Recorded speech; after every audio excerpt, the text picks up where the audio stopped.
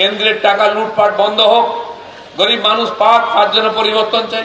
আপনার বাড়ি আপনি পান, আপনার শৌচালয় আপনি পান, আপনার রেশন আপনি পান, আপনার লোন আপনি পান, আপনার বাড়ির সামনে রাস্তাঘাট জল হোক, সেই জন্য পরিবর্তন চাই, যাতে কেন্দ্রের টাকা লুট না হয়। আর ওপর বাংলার থেকে ঢুকে অনুপ্রবেশকারীরা আমাদের সুবিধা না নিয়ে নিক, তার জন্য পরিবর্তন চাই। এখানে স্কুলে কলেজে পড়াশোনা হয় না, হসপিটালে ডাক্তার নেই, থানায় পুলিশ নেই, টিচার নেই, স্কুলেতে ছেলে পুলেকে পড়তে যাবে বাইরে, চাকরি করতে যাবে বাইরে, আপনার চিকিৎসা করতে যাবেন বাইরে। তো পশ্চিমবাংলায় কি হচ্ছে? এর পরিবর্তন চাই, তাই আমরা এই পরিবর্তন সভা করছি, তাই এখানে বিজেপির রাজত্ব চাই। এই পরিস্থিতির পরিবর্তন, রাস্তায় বেরোনো যায় না, মেয়ে স্কুলে গেলে আমরা চিন্তায় থাকি, মেয়ে টিউশন গেলে আমরা চিন্তায় থাকি, সন্ধ্যাবেলা বাড়ির মায়েরা বউরা কোথাও বাজারে হাটে গেলে না ফেরা পর্যন্ত চিন্তায় থাকি। এই জন্য কি মমতা ব্যানার্জিকে ভোট দিয়েছেন, যে চিন্তায় থাকতাম, টেনশনে থাকতাম, 4 বার ফোন করতে হবে? এর জন্য পরিবর্তন চাই, এখানে আমরা নিশ্চিন্তে থাকতে চাই। এখানকার ছেলে পুলেকে পরিযায়ী শ্রমিক হয়ে চলে যেতে হবে অন্য রাজ্যে চাকরি করতে, আর এখানে কে চাকরি করবে, কে কাজ পাবে, কে 100 দিনের কাজ পাবে? ওপার বাংলা থেকে যারা আমাদেরকে তাড়িয়ে দিয়েছে, তারা এপাশে এসে 100 দিনের কাজ পাচ্ছে, তারা লোন পাচ্ছে, আবাস যোজনার বাড়ি পাচ্ছে, টোটাল লোন পাচ্ছে, অটল লোন পাচ্ছে, আর আধার কার্ড ভোটার কার্ড হয়ে যাচ্ছে। এই সরকার যতদিন থাকবে এর পরিবর্তন হবে না। আগে পশ্চিমবাংলার অর্থনীতি এগিয়ে ছিল, সারা দেশের লোকে যদি 100 টাকা ইনকাম করতো, আমরা 122 টাকা ইনকাম করতাম, 22% আমরা বেশি ইনকাম ছিল এখানে পার হেড।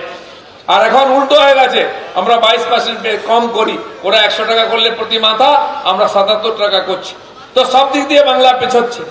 আমরা 1/4 ভাগ দেশকে 25% এখান থেকে যোগদান দিতাম অর্থনীতিতে, এখন উল্টো হয়ে গেছে, 25-এর জায়গায় নেমে নেমে সেটা 10% এসে গেছে।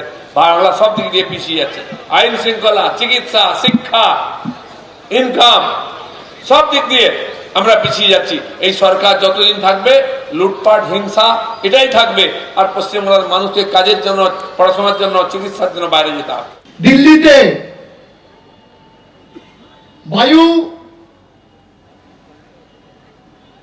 বায়ুর কি অবস্থা? এয়ার কোয়ালিটি ইন্ডেক্স 400 পার। যে সরকার পরিষ্কার পানীয় জল দিতে পারে না, বায়ু দিতে পারে না, তারা জলকল রাস্তা দেবে কোত্থেকে? মমতা বন্দ্যোপাধ্যায় সরকার গত বছর 12 লক্ষ মানুষকে আবাসের টাকা দিয়েছিল, পরবর্তীকালে আবার আমরা বলেছি 16 লক্ষ মানুষকে দেবো। আপনাদের টাকাও লাগবে না, আপনাদের প্রকল্পও লাগবে না, যতদিন মমতা বন্দ্যোপাধ্যায় আছে, আমাদের সরকার আছে, দিল্লির যত বড় নেতা চাক বাংলার কোনো মানুষকে ভাতে মারতে পারবে না।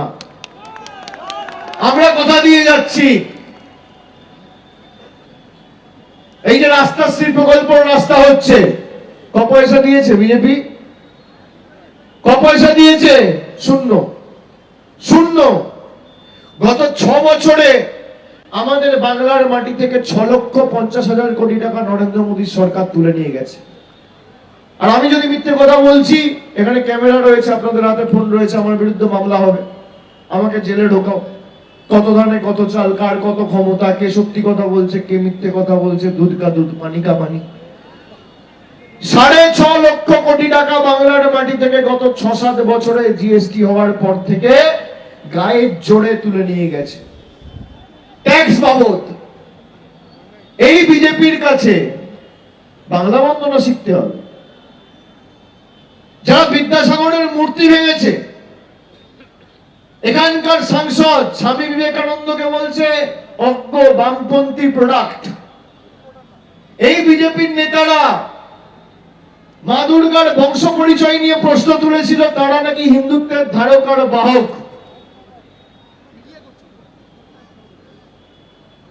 সংখ্যালঘু দেখলে বলছে বাংলাদেশি, পাকিস্তানি। শিখ সম্প্রদায়ের প্রতিনিধিদের দেখলে বলছে খালিস্তানি। এরা রাজনীতি করবে?